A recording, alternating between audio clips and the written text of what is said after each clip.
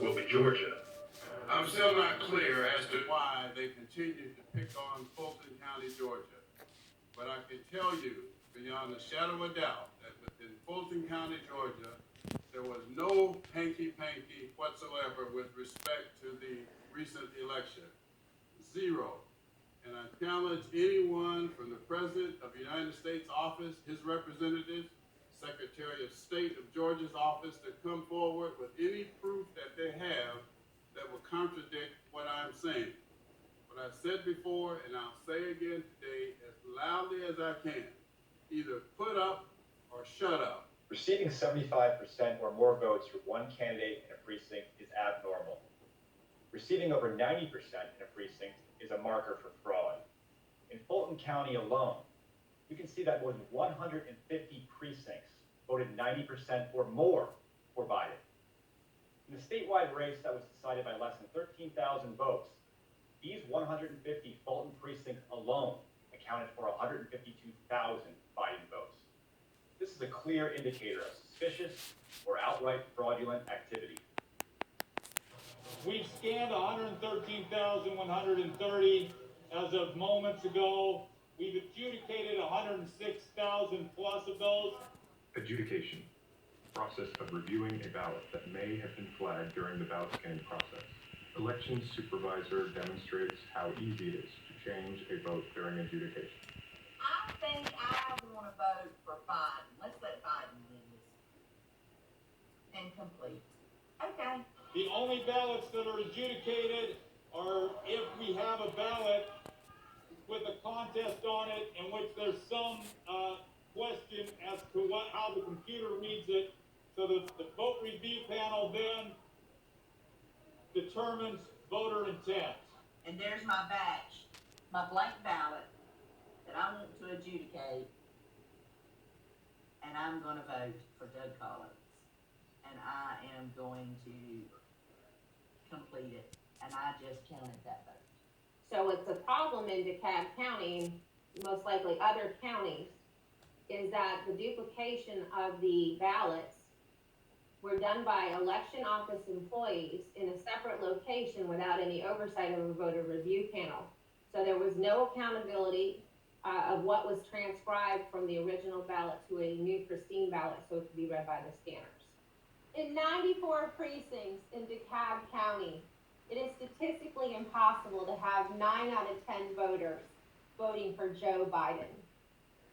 We've just seen a few examples of statistical irregularities and impossibilities. Now, we'll take a closer look at some vote manipulation within the election database, including explicit vote count switching from one candidate to another. We can see in Dodge County, there's a lot of strange activity going on. The left side of the screen shows incremental votes as they were reported for both election day and absentee. On the right, we can see the total vote counts, which should only be incremental, moving as the county reported in real time. Again, here we're focusing only on Donald Trump's votes. So this wouldn't necessarily be captured at the state totals as they're reported on TV, since one county's deduction in votes can be offset by another county's reporting of equal or greater votes. The first question you're going to want to ask, or already have asked, is why are any bars going negative? And the answer is it shouldn't. Unbeknownst to the general public, votes for Donald Trump were being switched and removed from his total, which often coincided with other precinct updates that simultaneously offset deductions so that they appeared to remain neutral to outside observers. Across the 3 counties of Dodge, Daughtry, and Putnam, Trump has over 30,000 votes that simply disappear.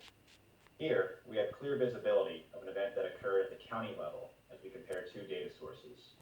In this case, Donald Trump reported 29,391 votes at 9/11 local time in Bibb County, Georgia. Simultaneously, Joe Biden was reported to have 17,218 votes. Minutes later, at the next reported time update from the precinct data sources, Donald Trump was reported to have 17,218 votes, and Biden now has 29,391 votes. A clear and exact switch of vote totals between candidates. Because there is a time lag between each state-reported aggregation of county results, this type of switch can go undetected in state reporting. as long as it falls after the latest state refresh and before the next state update. According to the Georgia Secretary of State website, Trump lost by 12,670 votes. As you saw earlier in this video, far more than that were taken from President Trump. In statistics, an anomaly or outlier is an observation or event that deviates so much from other events that it arouses suspicions in its generation. In this, an isolation force is defined as a specialized learning algorithm for anomaly detection that works to the principle of isolating these outliers and flagging them for potential review. Remember these graphs when you meet your government officials in person. The burden of proof is on the system to prove our elections were fair, and not the people. Okay, so here's how your vote is counted in Georgia using Fulton County's process as an example. So after you check in at a poll pad to vote on election day, you go to an ImageCast precinct terminal. After you cast your vote, a ballot image is saved on the machine. And after all the polls close, the SD cards containing all the ballot images are removed from the terminals and transported by car to, in Fulton County, one of 4 drop-off locations. Then it's transferred by police escort to the 1365 English Street warehouse. Inside of there, it is run through a tabulation software called Democracy Suite, which counts the ballots and exports the totals to a Dominion server that inserts those totals into a SQL Server database. From that point, it's directly transmitted to the CIDL election night reporting server.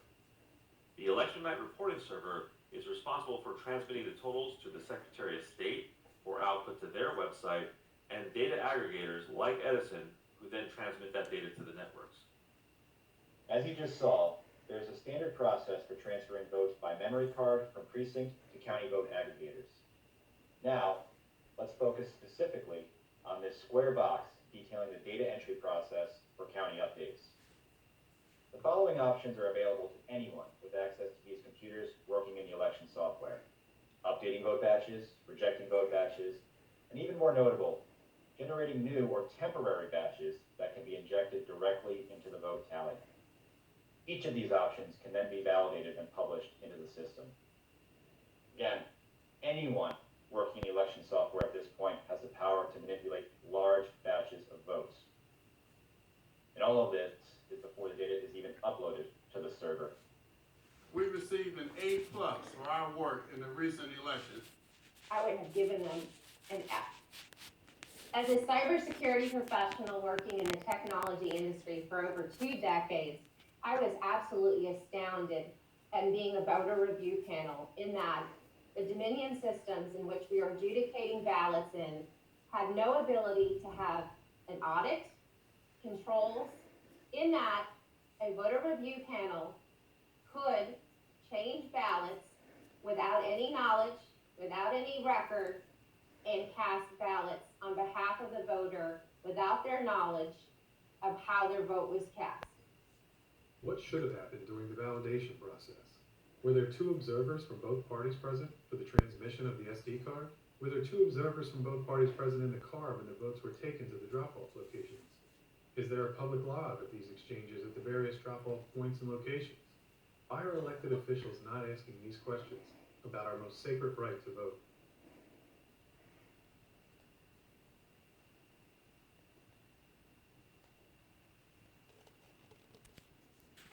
Woo!